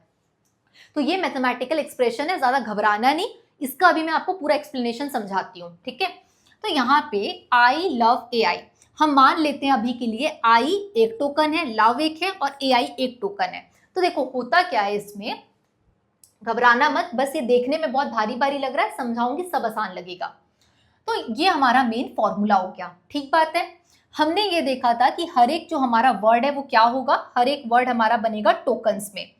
तो हम यहाँ पे देख चुके हैं कि भाई एक एक जो हमारा वर्ड है उसमें टोकन्स आए थे, ये ठीक है। तो अभी मान लेते हैं कि आई का जो हमारा एम्बेडिंग के बाद जो टोकन बना है 10 है, लव वर्ड का टोकन बना 01 और एआई वर्ड का टोकन बना 11, ठीक है। अभी के लिए हम ये मान लिए। अब होगा क्या, ये जितने भी हमारे वेक्टर्स होते हैं ना, हर एक वेक्टर के अंदर तीन चीज बनती है, क्यू, के और वी। क्यू मतलब होता है हमारा क्वेरी, क्यू मतलब होता है क्वेरी, के मतलब होता है की और वी मतलब होता है वैल्यू। तो आई जो हमारा वर्ड था, इसका सबसे पहले क्या हुआ, एक आई लव ए आई, तो ये पहला टोकन बना। टोकन को हम किस में कन्वर्ट करते हैं, हमने बोला था वेक्टर्स में। तो आई का वेक्टर है 10, लव का वेक्टर है 01, ए आई का वेक्टर है 11, ठीक है। पहला प्रोसेस हो गया। फिर उसके बाद हम लोगों ने पोजिशनल एनकोडिंग की, जिसमें पता चल गया भाई कि इसकी पोजीशन 1 है, इसकी पोजीशन 2 है और इसकी पोजीशन 3 है। क्लियर है, पोजिशनल एनकोडिंग था। अब इसके बाद क्या होता है, हर एक जो हमारा वर्ड यहाँ पे रहता है उसके तीन और फॉर्मेट्स बनते हैं, उसको बोलते हैं क्वेरी, की और वैल्यू। तो अब यहाँ पे आई की जो क्वेरी बन के आई है, मान लो वो 10 है, लव की क्वेरी 01 है, ए आई की क्वेरी 11 है। फिर इसके अंदर बनता है की और इसके अंदर बनता है वैल्यू, बस इतना ही ध्यान रखो। और ये जो फॉर्मूला तुम यहाँ पे देख रहे हो ना, क्यू मतलब होता है यहाँ पे क्वेरी, के मतलब इस फॉर्मूला में है की और वी मतलब है वैल्यू। तो ये जो होते हैं वेक्टर्स, उसकी क्वेरी, की और वैल्यू बन के आती है, केवल इतना हमको ध्यान रखना है। उसके बाद अब ये जो हमारा फॉर्मूला है, इस फॉर्मूला में सबसे पहले देखो क्या टर्म लिखा हुआ है, क्यू लिखा हुआ है और के लिखा हुआ है, टू द पावर टी। तो इसको सबसे पहले ये कैसे कैलकुलेट होता है, इसके बारे में बस हम लोग ध्यान देंगे। तो यहाँ पे देखो एक एक वर्ड का हम लोग जो है, जैसे ये वर्ड ए आई है, इसका आई के साथ में कितना इसको फोकस करना है, कितना अटेंशन देना है। तो यहाँ पे हम लोगों ने देखा कि जो वर्ड है हमारा ए आई, ठीक है, ये ए आई है हमारा word. So let me just okay show you here. A I जो है उसका एम्बेडिंग क्या है, 11 दिख रहा है ना यहाँ। तो ए आई है यहाँ पे 11। इसको हम लोग देखेंगे कि ए आई का आई वर्ड के साथ में क्या रिलेशन है। तो इसको मल्टीप्लाई करेंगे आई के साथ। आई क्या है 10, तो 1 क्रॉस 1 मल्टीप्लाई 1 क्रॉस 0। तो इसको जब आप कैलकुलेट करेंगे तो आंसर आएगा 1। इसी तरीके से ए आई वर्ड का लव के साथ में क्या रिलेशन है, तो यहाँ पे हमको आंसर आ रहा है 1। ए आई का ए आई के साथ क्या रिलेशन है, तो आंसर आ रहा है 2। तो एक एक जो वर्ड था इसका हमने स्कोर निकाल लिया। आई का स्कोर है 1, लव के साथ स्कोर है 1 और ए आई के साथ है स्कोर 2। तो हम लोगों ने अभी तक क्या इवैल्यूएट किया है, ये इवैल्यूएट किया है Q K to the power T को, ठीक है। उसके बाद अब नीचे वाला जो है टर्म रूट ओवर डी के, डी मतलब होता है डायमेंशन। तो यहाँ पे 2 डायमेंशन है, तो यहाँ पे हम लोग ले रहे हैं स्क्वायर रूट टू की वैल्यू आती है 1.141। इसी चीज को अब जितने भी हमने यहाँ पे निकाले थे, पहले हमने यहाँ पे स्कोर निकाला, देखो ये स्कोर निकाले ना 1, 1 और 2 है ना, सिंपल मल्टीप्लीकेशन से। अब इसी को हम लोग यहाँ पे डाल रहे हैं कि 1, 1 और 2, 1, 1 और 2, इसी को हम लोग ने डिवाइड किससे कर दिया, स्क्वायर रूट से, स्क्वायर रूट ऑफ 2 से। अब डी क्या है, डी है डायमेंशंस। डायमेंशंस मैम आप दो कैसे अपने मर्जी से ले लिए, यहाँ पे हम जितने भी वेक्टर्स देख रहे हैं 1, 0, 0, 1, 1, 1, ये क्या है, 2 ही डायमेंशन तो है, इसलिए हम लोगों ने यहाँ पे 2 डायमेंशन लिया। अब इसको जैसे ही हम लोगों ने इससे डिवाइड किया, कैलकुलेशन है ना, Q K to the power T, let me show you guys here, Q K to the power T, Q K to the power T divided by square root था डी के का। तो ये तो हम लोगों ने निकाला था, पहले वाले के लिए आया 1, 1 और 2। अब इसको हमने निकाला तो इसका आंसर है 1.14। तो इसको हम लोगों ने क्या किया, डिवाइड कर दिया। डिवाइड करने के बाद ये फाइनल मेरे को रिजल्ट मिल रहा है, और इसी रिजल्ट को अगर मैं प्रोबेबिलिटी में बदलती हूँ तो यहाँ से मेरे को पता चलता है कि भाई जो अटेंशन वर्ड है इसकी प्रोबेबिलिटी है 24%, आई की प्रोबेबिलिटी है 24%, लव की प्रोबेबिलिटी है 24% और ए आई की प्रोबेबिलिटी 50.3%। इसका मतलब आई लव ए आई में सबसे ज्यादा फोकस किसको करना है, एआई को। तो प्रोबेबिलिटी यहाँ पे एआई की सबसे ज्यादा थी, इसलिए एआई पे फोकस किया गया। और यही रीजन था कि जब हम लोग अभी जेमिनाई पे जाके द स्काई इज डैश किए तो उसने मेरे को ब्लू बताया। क्यों, क्योंकि ब्लू की प्रोबेबिलिटी ज्यादा थी। ब्लू वर्ड कहाँ से आया, ब्लू वर्ड इस तरीके से आया, ये फॉर्मूला से आया, इस अटेंशन मैकेनिज्म के थ्रू आया। क्लियर है। तो ये जो मैकेनिज्म होता है, इसी के कारण हम लोगों को जो प्रोबेबिलिटी मिलती है वो पता चलता है, उसी के कारण वर्ड्स हमारे जनरेट होते हैं। तो ये पूरा का पूरा प्रोसेस होता है। तो अभी है हम स्टेप नंबर 4 में। क्लियर है। अब उसके बाद आगे बढ़ेंगे स्टेप नंबर 5 में। तो स्टेप नंबर 5 होता है हमारा मल्टी हेड अटेंशन। एक अटेंशन इनफ नहीं है, ट्रांसफॉर्मर मल्टीपल हेड्स यूज करता है। जैसे कि डिफरेंट रिलेशनशिप्स लर्न करने के लिए Apple released a new iPhone, तो यहाँ पे एप्पल रिलीज किया है न्यू आईफोन, तो यहाँ अलग अलग हेड्स क्या हैं, जैसे कंपनी की अंडरस्टैंडिंग, ग्रामर, इसका प्रोडक्ट रिलेशन, सेंटेंस स्ट्रक्चर, तो हर एक अलग अलग तरीके से, जैसे हम लोग अगर कोई आइडिया सोचते हैं तो हम अलग अलग तरीके से सोचने की कोशिश करते हैं ना यार, कि जैसे मान लो मैं अपने एक स्टार्टअप शुरू करना चाहती हूँ, तो मैं सोचूंगी मेरे स्टार्टअप के बारे में कस्टमर क्या सोचेगा, मार्केटिंग वाले को कैसे काम करना चाहिए, तो मैं तो एक ही इंसान हूँ लेकिन मैं अलग अलग तरीके से सोच रही हूँ। इसी तरीके से ट्रांसफॉर्मर के अंदर भी मल्टी हेड अटेंशन है कि भाई हर डायमेंशन में सोचो उस वर्ड के बारे में, उस सेंटेंस के बारे में। फिर उसके बाद आता है स्टेप नंबर 6, जहां पे हम लोग ऐड और नॉर्मलाइज करते हैं। अटेंशन के बाद residual connection layer normalization use होता है। जब हम लोग डीप नेटवर्क के थ्रू काम करते हैं तो हमको क्या करना है, ट्रेनिंग को और स्मूथ बनाना है, तो उसके लिए हम लोग क्या करते हैं, ऐड और नॉर्मलाइज करते हैं यहाँ पे हमारे जो भी वेक्टर्स होते हैं उनको। फिर स्टेप नंबर 7 होता है फीड फॉरवर्ड नेटवर्क। इसका मतलब होता है अब हर टोकन इंडिपेंडेंटली क्या करेगा, स्मॉल न्यूरल नेटवर्क, हर token independently small neural network के पास होता है। तो इसका बेसिकली ऑब्जेक्टिव क्या होता है, इसका पर्पस क्या होता है कि मॉडल को नॉन लीनियर इंटेलिजेंस देना। तो यहाँ पे वन एनकोडर ब्लॉक होता है, उसके अंदर ये सारे प्रोसेस होते हैं, फिर डिकोडर के पास जाता है और उसके बाद फाइनली हमको यहाँ पे रिजल्ट देखने मिलता है। तो ये जो पूरा का पूरा प्रोसेस होता है उसके थ्रू हम लोगों को लास्ट में फाइनली पता चलता है कि एआई कोडिंग और म्यूजिक, मान लो कोई मैं जनरेट करवाना चाहती हूँ वर्ड, तो यहाँ पे अगला वर्ड मेरा जो एआई सिस्टम है वो तभी जनरेट करेगा जब प्रोबेबिलिटी कैलकुलेट होगी। अगर एआई की प्रोबेबिलिटी 80% है तो मेरे को एआई जनरेट करके देगा। अगर कोडिंग की प्रोबेबिलिटी 10% है तो ये नहीं जनरेट होगा, म्यूजिक की प्रोबेबिलिटी 10% है तो ये जनरेट नहीं होगा। तो जब भी तुम चैट जीपीटी जेमिनाई यूज करते हो तो और तुम जैसे ही यहाँ पे प्रॉम्प्ट देते हो फटाफट फटाफट यहाँ पे वर्ड्स आना शुरू हो जाते हैं, जनरेट होना शुरू हो जाता है। किस बेस पे जनरेट होता है, एक एक वर्ड प्रोबेबिलिटी के बेस में जनरेट होता है। प्रोबेबिलिटी कैसे आती है, प्रोबेबिलिटी इस पूरे के पूरे 8 स्टेप को जब हम लोग फॉलो करते हैं तब हम लोग पहुंचते हैं प्रोबेबिलिटी तक।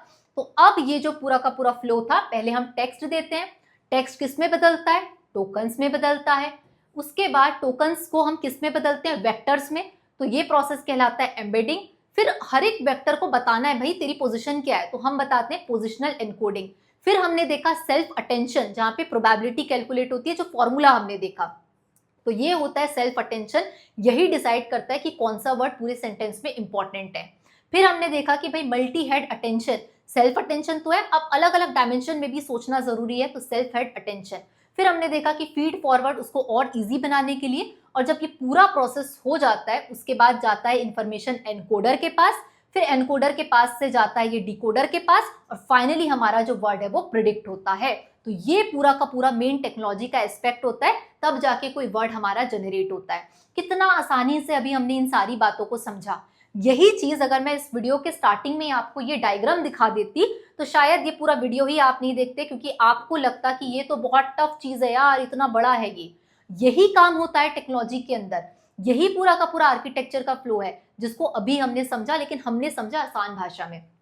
तो देखो यही सब समझे ना अभी हम लोग, कि इनपुट होता है, एम्बेडिंग होती है, पोजिशनल इनकोडिंग होती है, फिर उसके बाद में फीड फॉरवर्ड होता है, मल्टी हेड अटेंशन होता है, पोजिशनल इनकोडिंग होती है, आउटपुट आता है। सिंपल, यही चीज तो अभी हम समझे सॉफ्ट मैक्स, इसी सॉफ्ट मैक्स को अभी हम लोगों ने फॉर्मूला के अंदर देखा है। तो ये इतना आसान चीज है, बस देखने में हमको बहुत भयानक लगता है इसलिए हम पढ़ नहीं पाते हैं।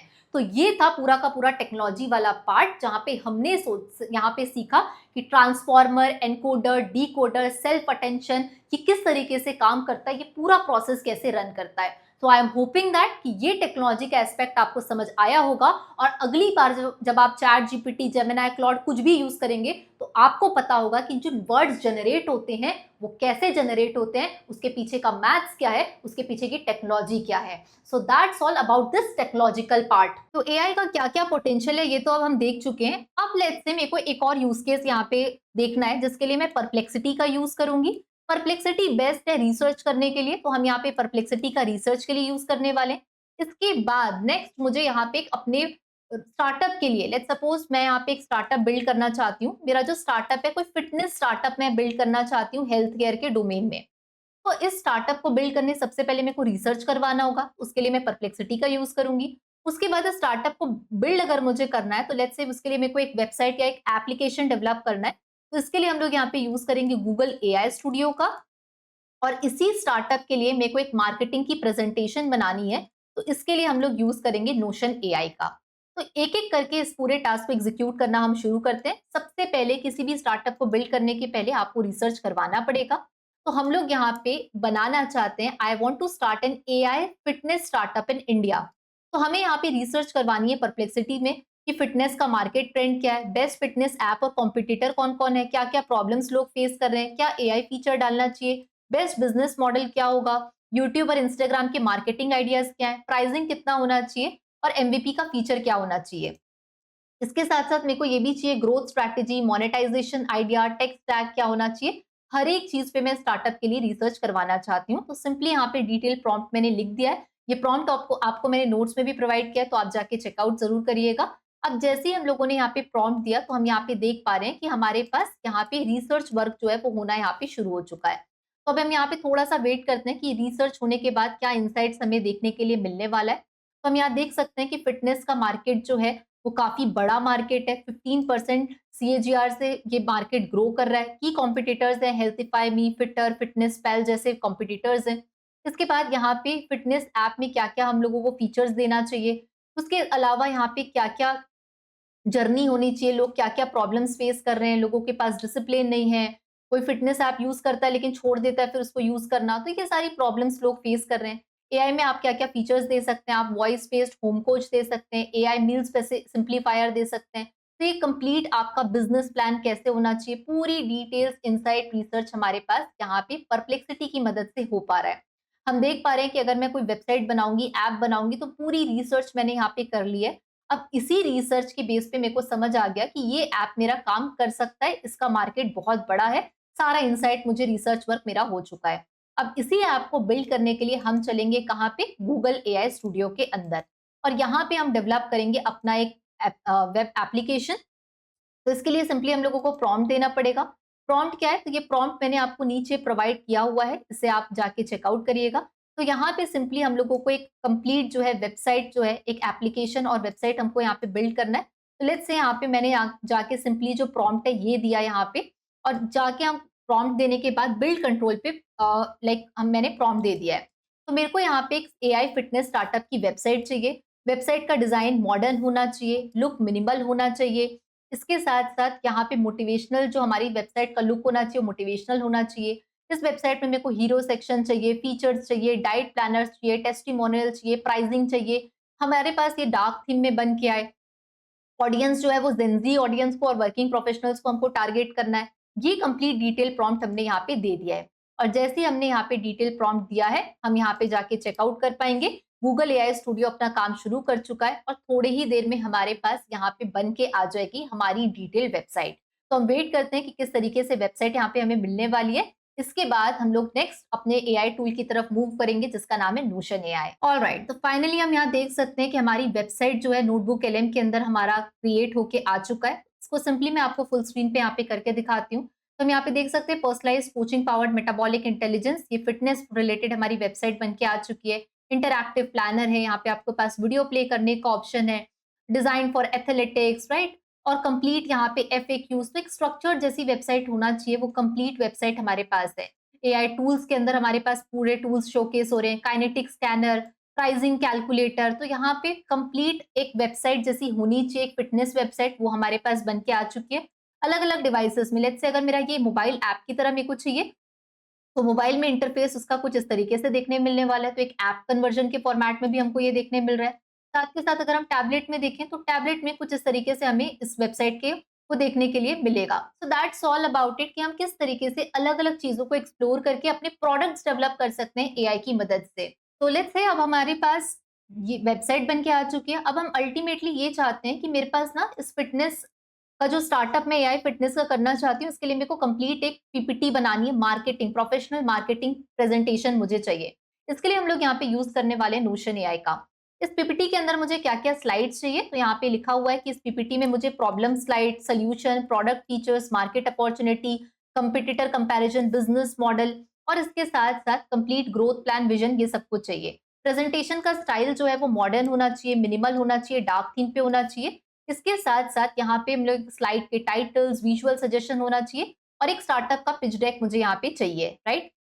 तो सिंपली हम लोग यहाँ पे ये जाके प्रॉम्प्ट देते हैं नोशन एआई को और यहाँ पे हम फाइनली देख पाएंगे कि किस तरीके से हमें पीपीटी का आउटपुट यहाँ पे देख के मिलने वाला है। So let's just wait for the final result here. तो यहाँ पे हमारे पास हमारे डेक के फाइनल कंटेंट बन के आ चुके हैं। इसको अगर हम लोग सिंपली जाके यहाँ पे अगर देखें, so here we can see that the complete deck का प्रॉपर स्ट्रक्चर, प्लानिंग, रिसोर्स, ये सब कुछ हमारे पास बन के आ चुका है। तो इस तरीके से हमारा जो वर्क फ्लो है वो काफी ज्यादा आसान बनता है। तो इस तरीके से हमने देखा कि भाई अगर हमें रिसर्च वर्क करवाना है, वेबसाइट बिल्ड करना है, इमेजेस जनरेट करना है, वीडियोस क्रिएट करना है, डेटा रिसर्च करना है, डेटा एनालिसिस करना है, ये सब कुछ हो पा रहा है हमारे पास। अब हर एक एआई के पास कैपेबिलिटी है जहां हम हर तरीके के यूज केसेस, एप्लीकेशंस को यूज कर सकते हैं। सो आई एम होपिंग दैट ये कॉन्सेप्ट आपको समझ में आया होगा।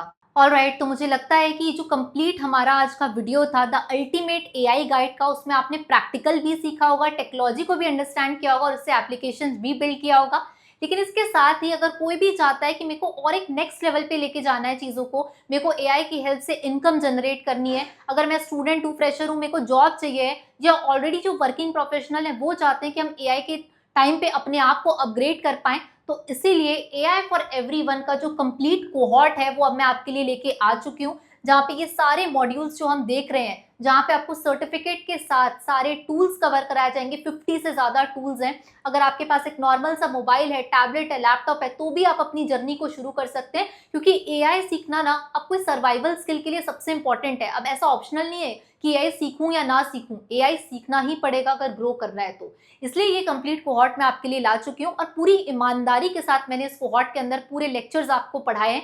ये सारे लेक्चर्स आप इजिली जाके अनलॉक कर सकते हैं। जब आप अनलॉक करेंगे तो पूरा कोर्स एक साथ अनलॉक होगा आपका, केवल और केवल 3499 में। कूपन कोड्स लिमिटेड है, कूपन कोड्स आप लोग चेकआउट कर सकते हैं। तो आप क्या डेफिनेटली मुझे पार्टिसिपेशन जब इस कोहॉर्ट में रहेगा तो और बेटर तरीके से हम चीज़ों को सीख पाएंगे, क्योंकि जब एक ग्रुप में पढ़ने की सिनर्जी होती है वो काफ़ी अलग होती है।